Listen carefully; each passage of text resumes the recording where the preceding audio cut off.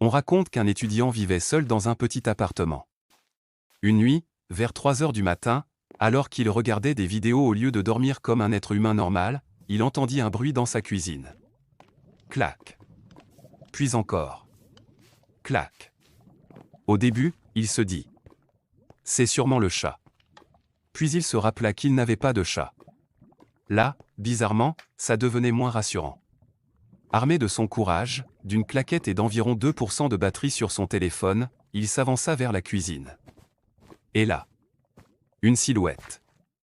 Debout devant son frigo. Immobile. Comme un PNJ qui n'a pas encore chargé ses textures. Le type ouvrit tranquillement le frigo. Sortit une canette. La décapsula. Et but une gorgée. L'étudiant resta figé. Puis lança le seul sort disponible dans son arbre de compétences. Frère ? L'inconnu sursauta. Regarda autour de lui. Regarda l'étudiant. Regarda à nouveau autour de lui. Puis dit: attends, c'est pas mon appart ? Selon la légende, il y eut un silence tellement gênant que même les moustiques avaient arrêté de voler. L'homme sortit alors son téléphone. Vérifia son adresse. Et devint plus pâle qu'un joueur Minecraft après avoir perdu son hardcore. Il s'était trompé d'immeuble. De porte. D'étage. Et probablement de vie.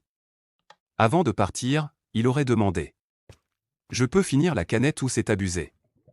Depuis cette histoire, les habitants de l'immeuble ferment leurs portes à clé. Pas à cause des voleurs. À cause de Kevin.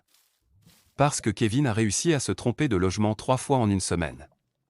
Et la dernière fois, il s'est endormi sur le canapé d'un couple qui regardait Netflix. Apparemment, il croyait être chez lui. Le pire ? Le couple ne s'en est rendu compte qu'au générique.